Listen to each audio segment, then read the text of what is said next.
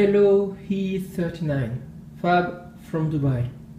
Today we're gonna make a little classroom lesson, if I can say so, about all the intake system, and we're gonna make a diagram of the intake system, all apart from the resonator that is still in the car and has nothing special to say about it.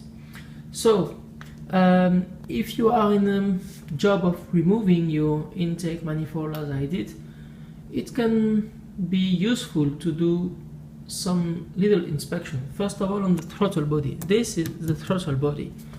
This is here the butterfly that you don't have to touch because it's set automatically in the factory regarding electronics that is inside, so you don't touch this and don't play with it. If you took out the manifold, you can dismantle the throttle body with screws here, here, here and here. There are 10 millimeters. You put it out, there is a joint, you can inspect and eventually change it. Same story for here. There is this part here around, that is all around here. You can also remove it, inspect it, change it. If you look inside your manifold, in my case I found that it was painted with a mix of sand and oil.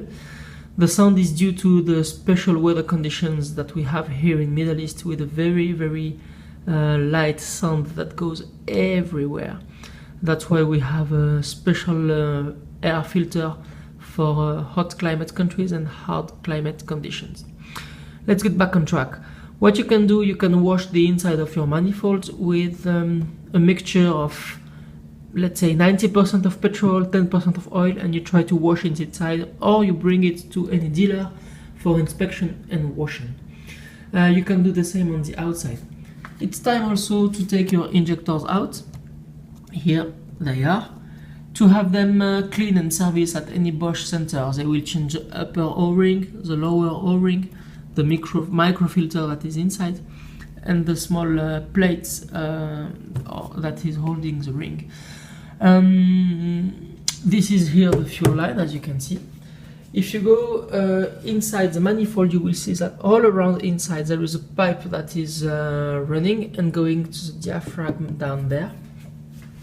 This part down there is being the PCV, the pressure control valve of the oil separator. The oil separator is in the front of the engine, below the camshaft that are located on the driver's bank. Here it's only the pressure control valve. This here, you've got the pipe that is connecting to the real oil separator valve inside your engine, and this pipe will be running all along below to exit here. Here gets the connection of what is connected to your brake boosters, because as you know, on cars we use the depression effect when you are in a cut-off mode in your engine to add this depression on your brake power, so your brake pedal is sucked a little bit more, so you don't need to press that much.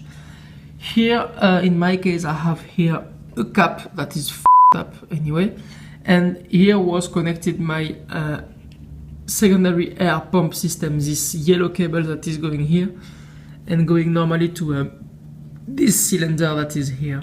This cylinder having another yellow cable running like that, going here to an electrovan, this electrovan being connected to an air system below. If you are at this stage, you can either change only this by taking a flat screwdriver on top here, and you can play to put it out. Otherwise, you can change the full stuff. Anyway, inside there is diaphragm and a spring. Here also there is a rubber gasket that you would like to change eventually, because since you are at this level, you can rework completely all about your intake. A popular modification, as I read and as I heard, is to take this intake out on the M62 TUB 44 or 46 and to replace by the intake system of 740 or an M60 or M62 of any other kind, this is not a good idea. You will feel eventually more torque or more power, but only at high RPM, and I say you will feel only. For sure you will lose at low RPM and in normal conditions torque, petrol consumption and power. Why? Because the design of this intake trumpets that is inside is on the M62 TUB a design that is making smaller trumpets, so it means that the air is more accelerated, it goes faster in the combustion chamber. This is a bit the principle of a turbo compressor. If you go on the other intake that I spoke before on the M60 or the one of the 740, the trumpets are way larger, so in fact your air is more static and don't get much accelerated. So in fact it's not useful.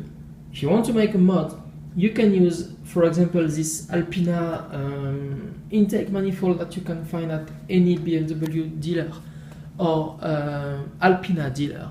If you want the part number, but I think it's a part number quite common to BMW anyway, it's not that much Alpina specific, but I give you anyway. It's 11611729 This is the part number for this intake manifold that you find on Alpina B10, as this is my case. Finally, yes, if we turn it back for a second, yes, you can clean also the below with your own homemade mixture, fuel and petrol. You have to change these gaskets all around each time you put the manifold out. In my case, there were pretty much some big shit here around. You see this gasket is completely damaged.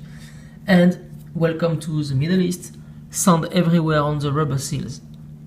Here you can see some sand and oil. Here we can see the injectors. They have been serviced at Bosch. That's why you can see inside this plate that is yellow, and the injectors are pretty clean, but before they were completely black. The plate here that is now yellow was just black also and completely fucked up.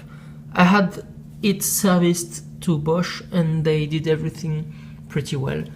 Yeah, this is what I was speaking about. This pipe going to the pressure control valve here until the oil, the pipe is not here actually, is in the engine, and going to the oil separator system.